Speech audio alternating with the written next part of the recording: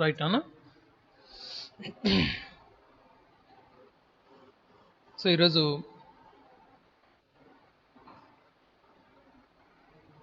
Mute చేయండి. Difference between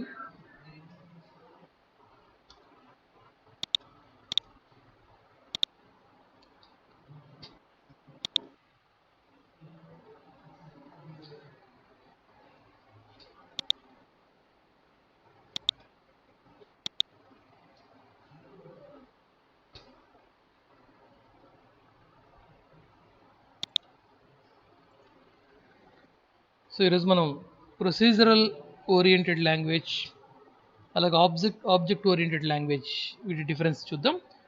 మనం గతంలో చెప్పుకున్న పాయింట్సే డిఫరెన్స్, వాటి మధ్యలో ఉన్నటువంటి తేడాలు ఏంటనేది చూద్దాం. ఇక్కడ మీకు మనం ఒక టాపిక్ చెప్పుకుంటున్నాము, స్క్రీన్ మీద మీరు ఒక పీపీటీ చూస్తున్నారు, పవర్ పాయింట్ ప్రజెంటేషన్ స్లైడ్ చూస్తున్నారు అంటే it is nothing but A question and answer. ఇది ఒక ఆన్సర్ లాంటిదేనమ్మా. దీనికి సంబంధించిన మెటీరియల్ కూడా నేను మీకు హ్యాండ్ ఓవర్ చేస్తాను అతి త్వరలో. కాకపోతే ఈ పాయింట్స్ అన్నీ కూడా జాగ్రత్తగా నోట్ చేసుకుంటూ ఉండండి. ఎందుకంటే మీకు తెలుసు, ఫస్ట్ ఇయర్ క్లాస్ జరిగేటప్పుడు మెటీరియల్లో ఉన్నటువంటి ప్రోగ్రామ్స్ వేరు, మీరు క్లాస్ రూమ్లో చేసినటువంటి ప్రోగ్రామ్స్ వేరు. అవునా? మెటీరియల్లో ఒక క్వశ్చన్కి ఒక ఆన్సరు ఒక ప్రోగ్రామ్ ఉంటే మీరు ఆ క్వశ్చన్కి సంబంధించి మీరు 2, 3, 4 ప్రోగ్రామ్స్ చేస్తుంటారు, ఎందుకంటే ప్రోగ్రామింగ్ గ్రిప్ కోసం. అవునా? అలాగే ఇక్కడ మీరు చక్కగా ఈ పాయింట్స్ అన్ని నోట్ చేసుకున్నారనుకోండి, maybe the help in your examinations. ఓకేనా? రైట్. సో పాయింట్ వైజ్గా చూద్దాం. So procedure oriented,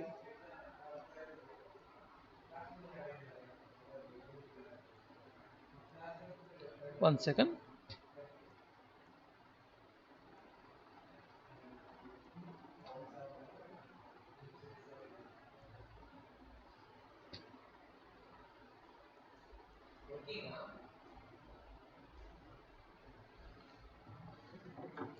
right.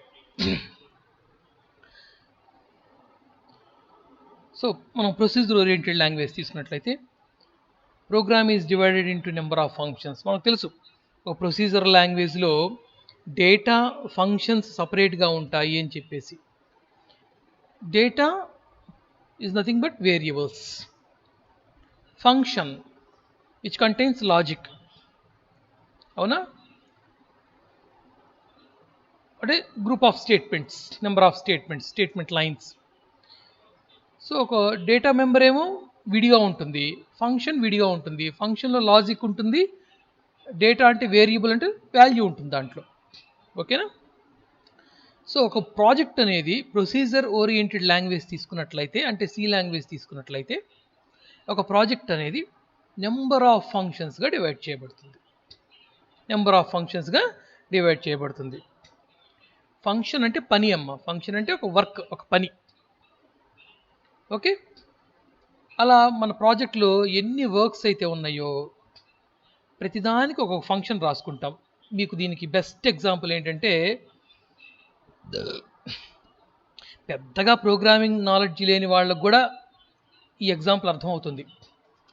మనం 3 ఫంక్షన్స్ బాగా వాడుతూ ఉండుంటాం సి లాంగ్వేజ్లో. ఒకటి printf, 2 scanf, 3 CLR SCR. CLR SCR. ఈ ఫంక్షన్స్ ఏ ఫంక్షన్ దేనికి వాడతామో మీ అందరికీ తెలుసు. Printf to print a text on the screen. అవునా? మీరు ఏదైతే డబుల్ కోట్స్లో టెక్స్ట్ ఇచ్చారో ఆ టెక్స్ట్ని అవుట్పుట్ స్క్రీన్లో ప్రింట్ చేయడానికి ప్రింట్ఎఫ్ ఉపయోగిస్తాం. ఆ విషయం మీకు తెలుసు. మరి స్కాన్ఎఫ్, కీబోర్డ్ ద్వారా మీరు ఇచ్చేటువంటి వాల్యూస్ ఇంటీజర్ కావచ్చు, ఫ్రాక్షనల్ వాల్యూస్ కావచ్చు, అలాగే క్యారెక్టర్ వాల్యూస్ కావచ్చు. వీటిని స్కాన్ఎఫ్ ద్వారా రన్ టైంలో రీడ్ చేసి రిలేటెడ్ వేరియబుల్స్లో యాంపర్సెంట్ మనం ఇస్తాం, %d, %a, %b అని చెప్పేసి ఆ రిలేటెడ్ వేరియబుల్స్లో స్టోర్ చేసి అడ్రసెస్లో స్టోర్ చేస్తుంది స్కాన్ఎఫ్. అవునా? ఇక సిఎల్ఆర్ఎస్సిఆర్ స్క్రీన్ని చక్కగా క్లీన్ చేసేస్తుంది అనమాట. అంటే ఒక డస్టర్ లాంటిది. డస్టర్. ప్రింట్ఎఫ్ ఏమో మీరు ఏదైతే అవుట్పుట్లు చూపెట్టాలనుకుంటున్నారో వాటిని చక్కగా అవుట్పుట్ స్క్రీన్ మీద చూపెడుతుంది. అలాగే స్కాన్ఎఫ్ ఏమో కీబోర్డ్ ద్వారా మీకు కావాల్సిన వాల్యూస్ని ప్రోగ్రాంలో మీరు ఏ అవుట్పుట్ని ఎక్స్పెక్ట్ చేస్తున్నారో దాని రిలేటెడ్ ఇన్పుట్ని స్కాన్ఎఫ్ అనే ఫంక్షన్ కీబోర్డ్ నుంచి రిసీవ్ చేసుకుంటుంది. మూడో ఫంక్షన్ సిఎల్ఆర్ఎస్సిఆర్ డస్టర్ మొత్తం స్క్రీన్ మొత్తాన్ని కూడా అవుట్పుట్ చూపెట్టే ముందు స్క్రీన్ మొత్తాన్ని చక్కగా క్లీన్ చేస్తుంది. ఈ మూడు మనం ఉపయోగించాం. ఇలా ఒక్కొక్క ఫంక్షన్ ఒక్కొక్క రకమైనటువంటి పని చేస్తుంది. చూసారా? సి లాంగ్వేజ్లో అన్ని ఫంక్షన్సే ఉంటాయి. Printf function, scanf function, clrscr function, అవునా, మెయిన్ ఫంక్షన్, ఇంకా మన స్ట్రింగ్ ఫంక్షన్స్ ఉన్నాయి. strcat, strcpy, strcmp, ఇవన్నీ మనం చేసాం. ఓకేనా?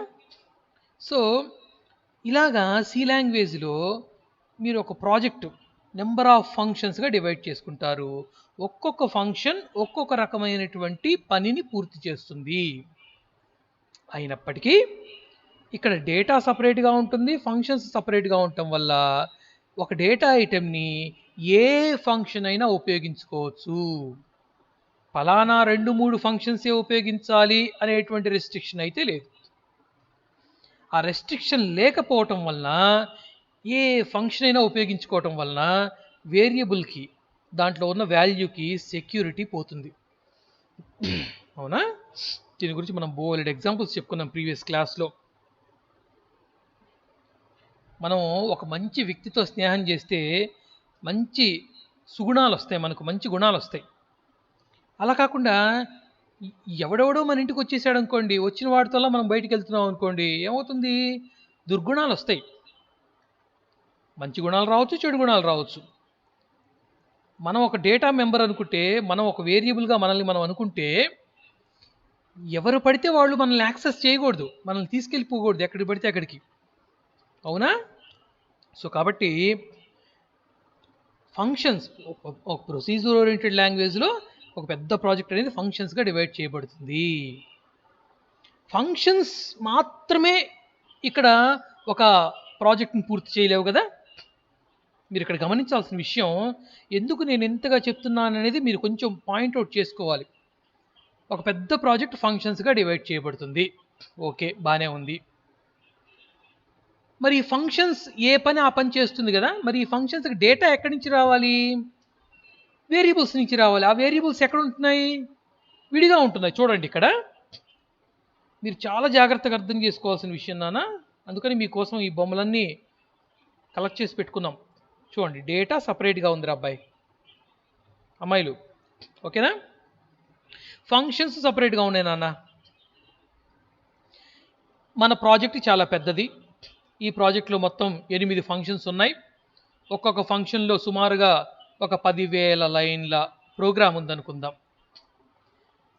మరి మనకు డౌట్ రావచ్చు, ఈ వేరియబుల్స్ని ఇలా బయట డిక్లేర్ చేసే బదులుగా, ఓపెన్గా డిక్లేర్ చేసే బదులుగా ఒక ఫంక్షన్ లోపల డిక్లేర్ చేయొచ్చు కదా, ఫంక్షన్ లోపల డిక్లేర్ చేయొచ్చు కదా అని మనం అనుకోవచ్చు. కానీ ఇక్కడ ఒక చిన్న మతలబు ఉంది. ఏంటి ఆ ట్విస్ట్ అంటే, ఒక ఫంక్షన్ లోపల మీరు గనక ఒక వేరియబుల్ని డిక్లేర్ చేస్తే, అంటే ఇంట్ ఏ అనే వేరియబుల్ని ఫంక్షన్ లోపల డిక్లేర్ చేశారనుకోండి, ఫంక్షన్ లోపల ఆ వేరియబుల్ యొక్క పరిమితి, దాని యొక్క విస్తీర్ణం ఎంతవరకు ఉంటుంది అంటే ఆ ఫంక్షన్ వరకే ఉంటుంది, అది బయటికి రాదు ఇంకా. మరి ప్రాజెక్ట్ అన్నప్పుడు ఇన్ని ఫంక్షన్స్ ఉన్నప్పుడు, ఏ ఫంక్షన్ ఆ పని చేస్తున్నప్పుడు వీటన్నిటికీ కామన్గా ఉపయోగించే వాల్యూస్ కొన్ని ఉంటాయి. అవునా కాదా? కామన్గా ఉపయోగించే వాల్యూస్ కొన్ని ఉంటాయి. ఆ కామన్గా ఉపయోగించే వాల్యూస్ అన్నీ ఎలా ఉన్నాయి? ఫ్రీగా ఉన్నాయి, ఓపెన్గా ఉన్నాయి. ఓపెన్గా ఉంటేనేమో సెక్యూరిటీ రాదు, సెక్యూరిటీ పోతుంది. అంటే ఈ 8 కాకుండా ఇంకో 2 ఫంక్షన్స్ వచ్చినాయి అనుకోండి, 10, 11 అనే ఫంక్షన్స్, 9, 10 అనే ఫంక్షన్స్, అవి కూడా వాటిని యాక్సెస్ చేసేసుకుంటాయి. చేసుకోకూడదు అని మీరు చెప్పడానికి లేదు అక్కడ ప్రొసీజర్ లాంగ్వేజ్లో.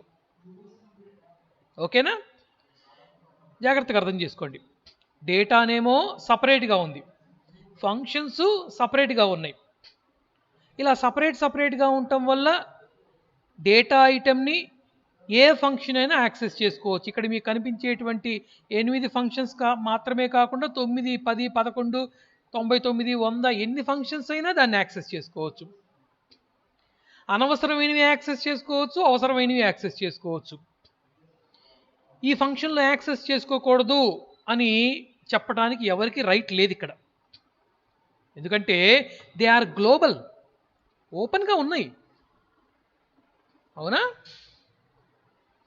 మరి పోనీ ఒక ఫంక్షన్ లోపల డిక్లేర్ చేద్దామా? ఇక్కడ ఉన్నటువంటి 5 వేరియబుల్స్ ఉన్నాయి కదా, చక్కగా మనకు చాలా ఇంపార్టెంట్ డేటా ఉందనుకుందాం దీంట్లో.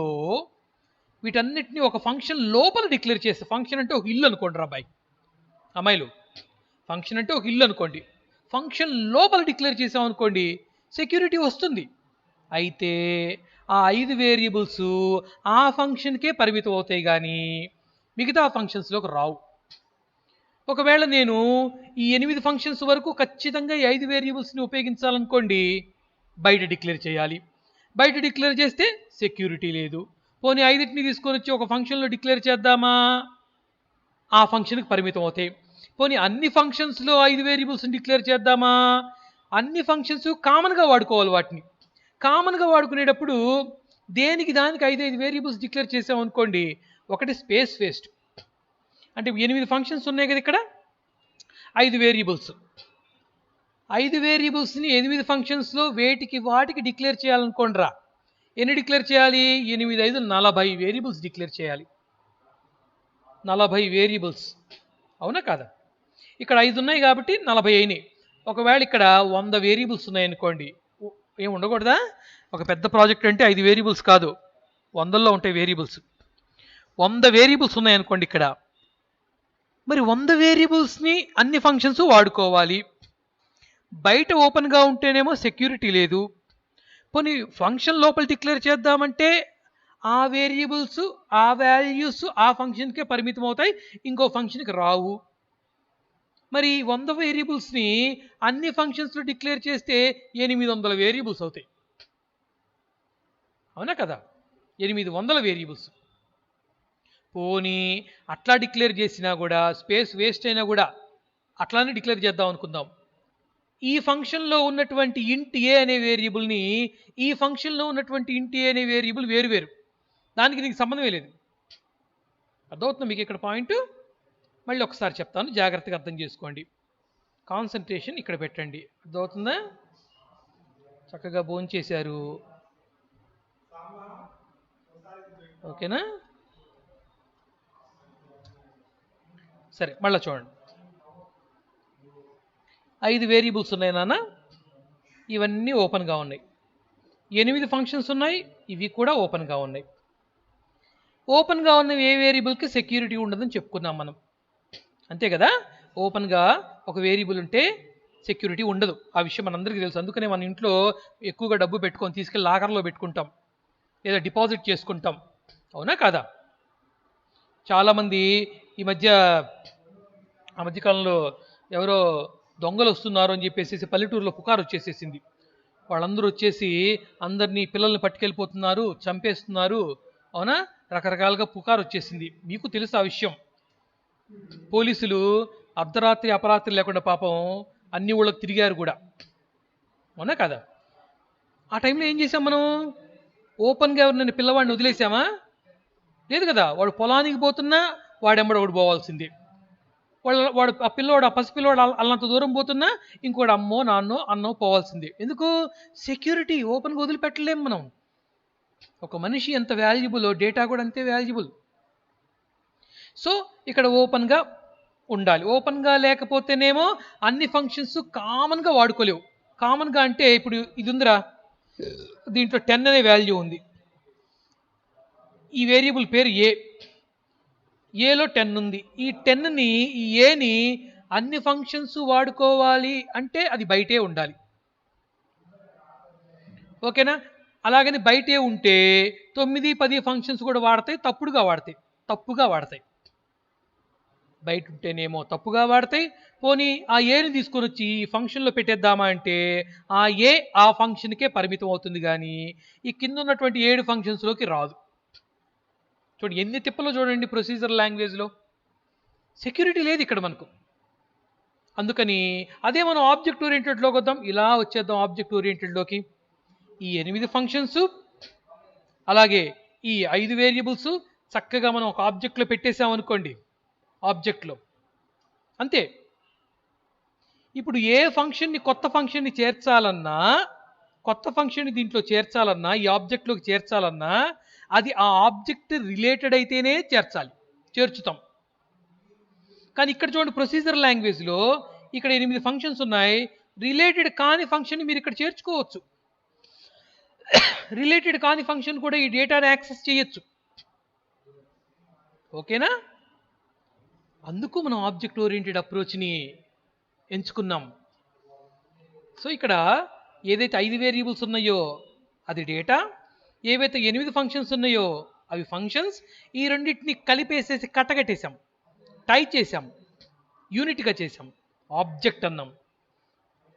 ఇక ఈ ఆబ్జెక్ట్లోకి కొత్తగా ఏదైనా ఫంక్షన్ రావాలి అంటే ఆ ఆబ్జెక్ట్కి సరిపోయే ఫంక్షనే రావాలి, ఆ ఆబ్జెక్ట్లో ఉండే ఫంక్షనే రావాలి, ఆ ఆబ్జెక్ట్కి అనుకూలంగా ఉండే ఫంక్షనే రావాలి, ప్రతికూలంగా ఉండే ఫంక్షన్ రాకూడదు.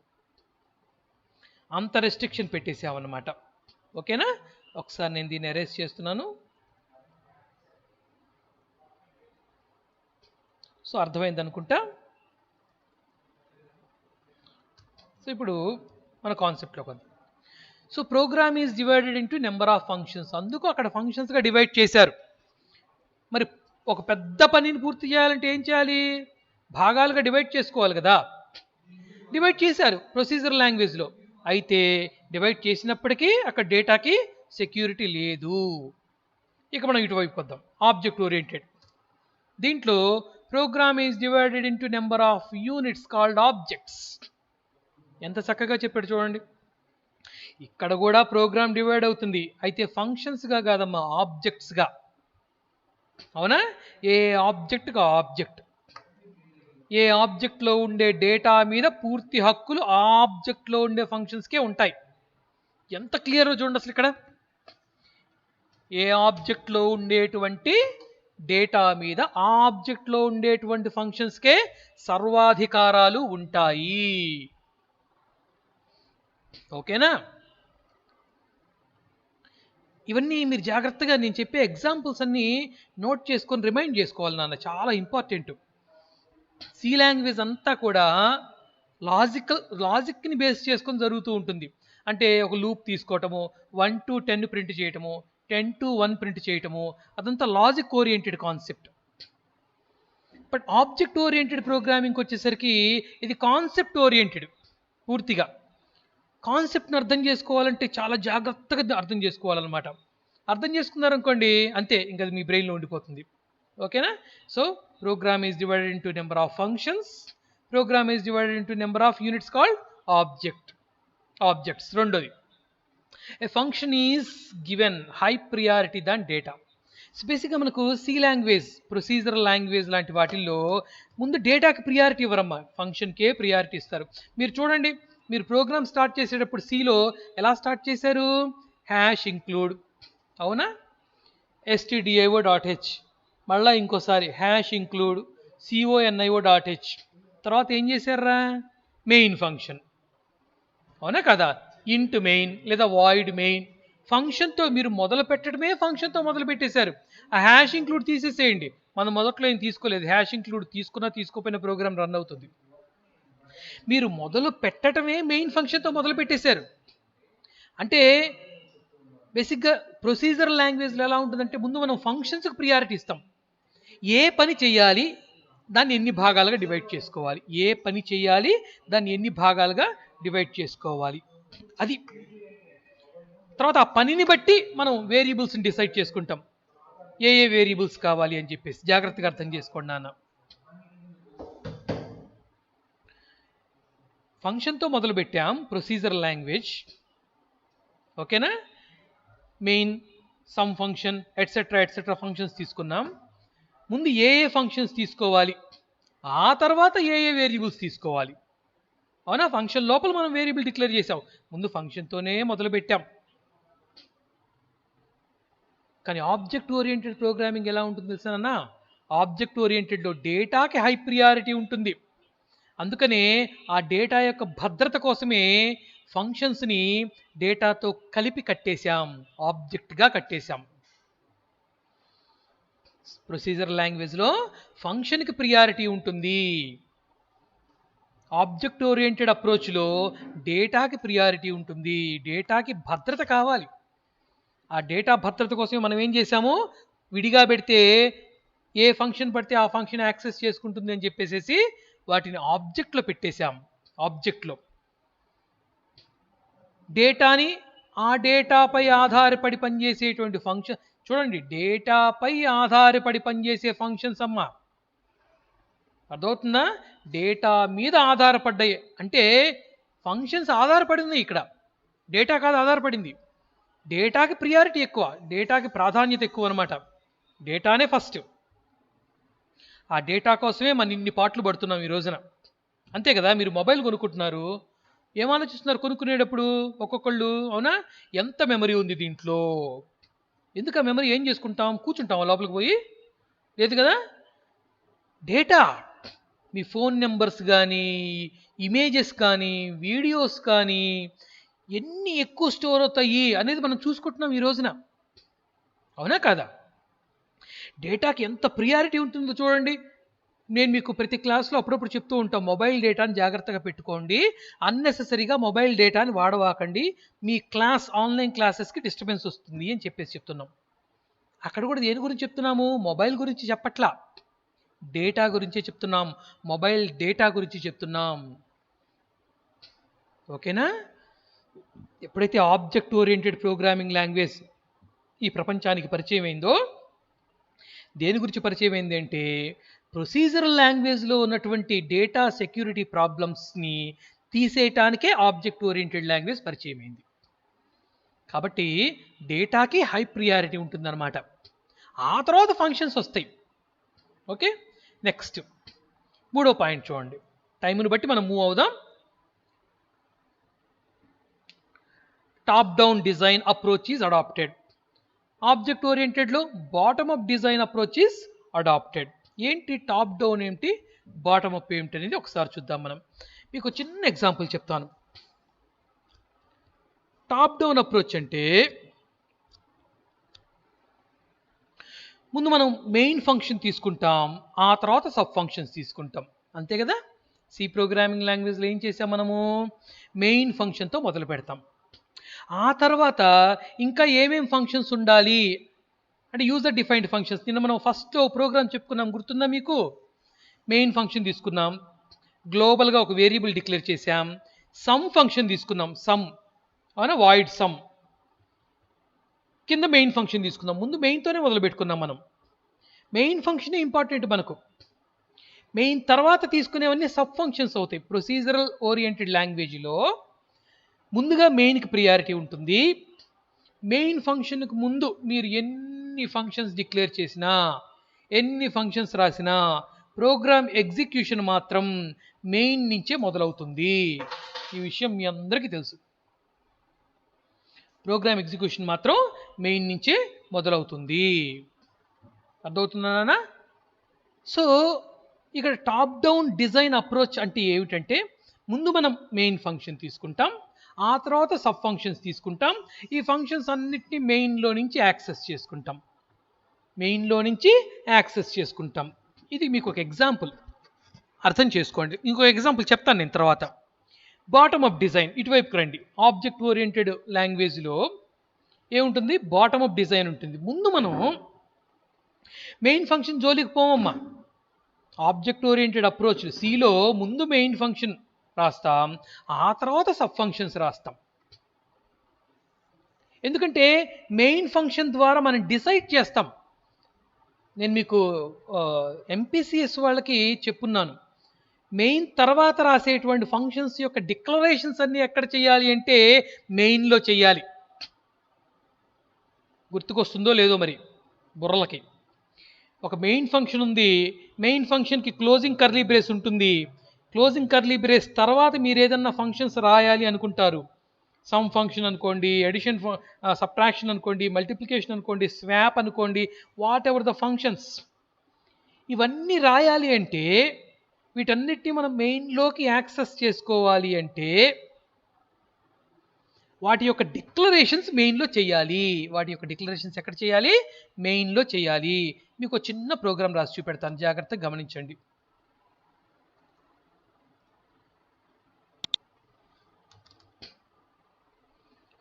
ఈ 3 పాయింట్స్ చెప్తాను చాలు, మరి ఎక్కువైనా కూడా ఇబ్బంది పడతాం. ఇక్కడ చూడండి, నేను ప్రోగ్రామ్ రాస్తున్నాను, వెయిట్ చేయండి. జాగృతి 1 నుంచి 9 వరకు. ఓకే,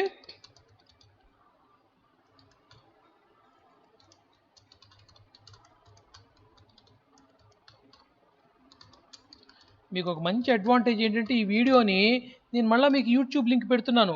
ఖచ్చితంగా 1కి 2 సార్లు వినండి అమ్మా, ఓకేనా? ఖచ్చితంగా వినండి. ఇప్పుడు మెయిన్ ఫంక్షన్ తీసుకున్నాం కదా. ఇప్పుడు మెయిన్ ఫంక్షన్ కింద చూడండి, మీరు ఎన్ని ఫంక్షన్స్ రాసినా సరే మెయిన్ తర్వాత అంటే ఇక్కడ చూసారా, ఇక్కడ నేను జస్ట్ టైప్ చేశాను. ఇక్కడ మెయిన్ తర్వాత మీరు 100 ఫంక్షన్స్ రాసినా, మెయిన్కు ముందు మీరు 100 ఫంక్షన్స్ రాసినా, ప్రోగ్రామ్ ఎగ్జిక్యూషన్ ఎక్కడి నుంచి మొదలవుతుంది? మెయిన్ నుంచే మొదలవుతుంది. ఏం పట్టించుకోదు ఇంకా, అవునా కాదా? మీరు చూడండి, కొంతమంది పెద్ద ఇల్లు కట్టుకుంటారు, అవునా? 4-5 గదులు ఉంటాయి, 7-8 గదులు ఉంటాయి. ఎన్ని గదులున్నా మనం ఇంట్లోకి వెళ్ళంగానే ఏం ఓపెన్ చేస్తాం? ముందు వంటింటి తలుపు ఓపెన్ చేస్తామా? లేదు కదా. మెయిన్ డోర్ ఉంటుంది, మెయిన్ డోర్, ఆ డోర్ ఓపెన్ చేస్తాం. లేదా కొంతమంది ఏం చేస్తారంటే ఇంటి ముందు పెద్ద గేట్ పెట్టేసుకుంటారు, గేట్ ప్రొటెక్షన్ కోసం. ఆ గేట్కి తాళం వేసుకుని వెళ్ళిపోతారు ఎప్పుడైనా బయటకు వెళ్ళేటప్పుడు. మనం ఇంట్లోకి రాగానే ఏం చేస్తాము? మన ఇల్లే అది, మన ఇంట్లోకే మనమే గేట్ వేసి వెళ్ళాం, తాళం వేసుకుని వెళ్ళాం. సినిమాకో ఎక్కడికో వెళ్తున్నాము, తాళం వేసుకుని వెళ్ళిపోయాం. మళ్ళీ వచ్చాం సినిమా నుంచి, బజార్ నుంచి ఇంటికి వచ్చాం, అమ్మ నాన్న అందరూ ఇంటికి వచ్చేసాం. రాగానే ఏం చేస్తాం? గోడ దూకుతామా? కాదు కదా. మెయిన్ డోర్, ఆ గేట్ తాళం లాక్ ఓపెన్ చేసి లోపలికి వెళ్తాం. లోపల ఎన్నో గదులు ఉంటాయి, ఎన్నో తలుపులు ఉంటాయి, అన్నిటికీ తాళాలు ఉంటాయి. కానీ ఫస్ట్ ఆఫ్ ఆల్ మనం ఏది ఓపెన్ చేస్తాం? మెయిన్. సో మీ సి ప్రోగ్రామింగ్లో ఎన్ని ఫంక్షన్స్ ఉన్నా కూడా ప్రోగ్రామ్ ఎగ్జిక్యూషన్ అనేది, ప్రోగ్రామ్ రన్నింగ్ అనేది ఎక్కడి నుంచి మొదలవుతుంది అంటే మెయిన్ నుంచే. ఇప్పుడు మెయిన్ తర్వాత నేను ఇక్కడ ఫంక్షన్ రాద్దాం అనుకుంటున్నానమ్మా. చూడండి, వాయిడ్ సమ్, ఓకేనా? ఏదో ఒక వేరియబుల్ తీసుకుంటున్నాను, ఎగ్జాంపుల్ అంతే. ఇది a=10, a=a+10 ఏదో చేశాను. మొత్తానికి జస్ట్ ఒక ప్రింట్ఎఫ్ రాస్తున్నాను, %d_a, ఓకేనా? ఇనఫ్, సరిపోతుంది మనకు. ఇలా ఒక ఫంక్షన్ రాశాను. ఇప్పుడు ఈ ఫంక్షన్ని ప్రోగ్రామ్ యొక్క కంపైలర్ గుర్తించలేదు. మెయిన్ తర్వాత ఉంది కదా, మెయిన్ క్లోజింగ్ బ్రేస్ ఇది, మెయిన్ క్లోజింగ్ బ్రేస్ ఇది, మెయిన్ తర్వాత ఉంది ఈ ఫంక్షన్. అర్థమవుతుందా? మెయిన్ తర్వాత ఉంది. మెయిన్ తర్వాత ఉన్న ఫంక్షన్ని మనం గుర్తించాలి అంటే మెయిన్ లోపల దాన్ని డిక్లేర్ చేయాలి, ముందుగా చెప్పి ఉంచాలి, కంపైలర్కి చెప్పి ఉంచాలి. అంటే ఫర్ ఎగ్జాంపుల్ మనకు ప్రతిదానికి ఒక ఎగ్జాంపుల్ ఉంటుందన్నా, మనం దీని గురించి భయపడాల్సిన అవసరం లేదు. సపోజు ఎక్కడో మీ దూర బంధువులు ఉన్నారు, అవునా? వాళ్ళ ఇంట్లో ఎవరిదో మ్యారేజో ఇంకోటి శుభకార్యం జరగబోతోంది. వాళ్ళు ఎక్కడో ఉంటారు, బెంగళూరులోనే ఎక్కడో ఉంటారు. మీకు అప్పుడప్పుడు ఫోన్ చేస్తూ ఉంటారు, ఎప్పుడైనా వచ్చినప్పుడు మీకు స్వీట్స్ అవి పట్టుకొస్తుంటారు అనమాట, మన వాళ్ళు కదా అని చెప్పేసి. వాళ్ళ ఇంట్లో ఏదో ఫంక్షన్ జరుగుతోంది. ఫంక్షన్ ఎప్పుడు? సెప్టెంబర్ 10 అనుకుందాం, నెక్స్ట్ మంత్ 10వ తారీఖు అనుకుందాం, ఓకేనా? అది మన ఇంట్లో జరగట్లేదు, మొదటి పాయింట్. ఆ ఫంక్షన్ మన ఊళ్ళో మన ఇంటి దగ్గర జరగట్లేదు, మనం ఎక్కడో మార్కాపురంలో ఉన్నాము, వాళ్ళు ఎక్కడో బెంగళూరులో ఉన్నారు. కానీ వాళ్ళు మనకు చాలా ఆప్తులు, ఏది జరిగినా చెప్తారు. మనకు శుభకార్యం కదా, ఖచ్చితంగా మనం పోవాలి కాబట్టి వాళ్ళు చెప్తారు.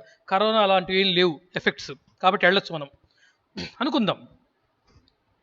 మరి వాళ్ళు ఫంక్షన్ గురించి ఏమాత్రం మనకు చెప్పలేదు, మర్చిపోయారు. అనుకుందాం కాసేపు, ఇవన్నీ ఎగ్జాంపుల్స్ కదా, ఎగ్జాంపుల్స్లో మనం ఏమైనా అనుకోవచ్చు. ఫంక్షన్ గురించి ఇదిగో సమ్ అనేటువంటి పెళ్లి జరుగుతుంది, దూరంగా ఉంది, అది ఇదిగో బెంగళూరులో ఉంది. మనం ఎక్కడున్నాం? ఇది ఇక్కడ ఉన్నాం, మెయిన్లో ఉన్నాం. ఫంక్షన్ ఉంది అన్న విషయం వాళ్ళు మనకు తెలియజేయరా. లోపల ఏమైనా చెప్పారా చూడండి, మెయిన్ ఓపెన్ కర్లీ బ్రేస్ నుంచి క్లోజ్ కర్లీ బ్రేస్ లోపల ఏమైనా రాసిందా? సమ్ అనేటువంటి పేరు ఏమైనా రాసిందా? దీని అర్థం ఏంటంటే మీకు దానికి సంబంధించి శుభలేఖ లాంటిది ఏం శుభలేఖ రాలేదు, ఫోన్ కాల్ రాలేదు, ఇప్పుడు మనం ఉపయోగిస్తున్నాం కదా వాట్సాప్ మెసేజ్లు, అలాంటివి కూడా ఏమీ రాలేదు. ఏమీ రానప్పుడు ఎలా తెలుస్తుంది మనకు ఫంక్షన్కి వెళ్ళాలన్న విషయం?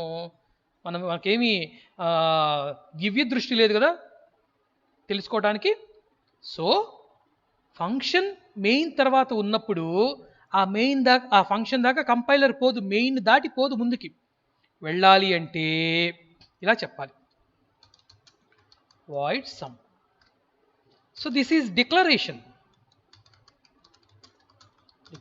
Of function.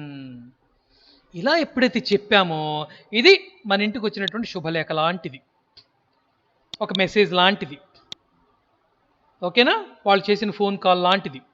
దెన్ దీన్ని పట్టుకొని కంపైలర్ మెయిన్తోనే ముగించకుండా ఏం చేస్తుంది, మెయిన్ తర్వాత కూడా వెతుకుతుంది, ఇక్కడ సమ్ అనేది ఉంది అని గుర్తిస్తుంది, దీన్ని కూడా ఎగ్జిక్యూట్ చేస్తుంది. అర్థమైంది కాన్సెప్ట్ ఇక్కడ? సో మీకు అర్థం అవటం కోసం ఎగ్జాంపుల్ చెప్పాను. So top down approach is adapted అంటే అర్థం ఏంటంటే ముందు మెయిన్ ఫంక్షన్ తీసుకుంటాం, తర్వాత సబ్ ఫంక్షన్స్ వచ్చేసేస్తాయి. సబ్ ఫంక్షన్స్ 100 వచ్చినా కూడా మనం ఎక్కడి నుంచి మొదలు పెడతాము? మెయిన్ నుంచే మొదలు పెడతాం, మెయిన్తోనే మొదలు పెడతాం. బాటమ్ అప్ డిజైన్ అలా ఉండదు నాన్న, ముందు సబ్ ఫంక్షన్స్. అంటే ఇక్కడ ఫంక్షన్స్ ఉండవులేండి, ముందు ఆబ్జెక్ట్స్ ఉంటాయి. ముందు డిఫరెంట్ ఆబ్జెక్ట్స్ అన్నీ తీసుకుంటాం, వాటన్నిటినీ ఆ తర్వాత మెయిన్ మెథడ్, మెయిన్ ఫంక్షన్ ఉండేటువంటి ఆబ్జెక్ట్లో నుంచి యాక్సెస్ చేస్తాం. ఓకే, ఇక్కడితో నేను కాన్సెప్ట్ ఆపుతున్నాను, ఎక్కువ చెప్పినా మనం మళ్ళీ దాన్ని అరిగించుకోలేం. సో టాప్ డౌన్ డిజైన్ అప్రోచ్లో ముందు మనం మెయిన్ ఫంక్షన్, ఆ తర్వాత sub functions. Bottom up design అప్రోచ్లో ముందు సబ్ కాన్సెప్ట్స్, అంటే మనం బాటమ్ నుంచి వస్తాం, బాటమ్ నుంచి అంటే కింది నుంచి వస్తాం అనమాట. ముందు ఏవైతే ప్రాజెక్ట్లో ఆబ్జెక్ట్స్ అన్నీ ఉంటాయో ఆబ్జెక్ట్స్ అన్నీ క్రియేట్ చేసుకుంటూ వచ్చేస్తాం. ఈ ఆబ్జెక్ట్స్ అన్నిటి తీసుకొని వచ్చి అలా జాయిన్ చేస్తాం, మెయిన్లో జాయిన్ చేస్తాం. అర్థమవుతుందా? కానీ ఈ టాప్ డౌన్లో ముందు మెయిన్ ఫంక్షన్, తర్వాత సబ్ ఫంక్షన్స్. దీని గురించి మీకు రేపు ఇంకొక ఎగ్జాంపుల్ కూడా చెప్తాను. ఇప్పుడు ఇంకొక ఎగ్జాంపుల్ చెప్తాను చూడండి, టైం అయింది, ఒకసారి చూసుకుంటాం, ఇంకొక నిమిషం ఉంది, చెప్తాను చూడండి. ఫర్ ఎగ్జాంపుల్ అంటే దీనివల్ల మనకి అడ్వాంటేజ్ ఏంటి, టాప్ డౌన్ డిజైన్కి బాటమ్ అప్ డిజైన్కి ఏంటి ఎగ్జాంపుల్ అని చెప్తాను. టాప్ డౌన్ డిజైన్ ఎలా ఉంటుందంటే మనకు ప్రాజెక్ట్ని ఎన్హాన్స్ చేయడం చాలా కష్టమైపోతుంది. ప్రాజెక్ట్ని ఎన్హాన్స్ చేయడం అంటే చాలా కష్టం. అంటే ఫర్ ఎగ్జాంపుల్ ఇప్పుడు చూడండి, మెయిన్ తీసుకున్నాం, కింద మనం ఏ ఫంక్షన్స్ తయారు చేసుకోబోతున్నామో వాటన్ని డిక్లరేషన్స్ పైన చెప్పాం. అర్థమవుతుందా? కింద some function, X function, Y function, Z function, ఇలా 1000 ఫంక్షన్స్ ఉన్నాయనుకోండి, వీటన్నిటికీ డిక్లరేషన్స్ ముందుగా చెప్పాలి, అక్కడ మెయిన్లో చెప్పాలి.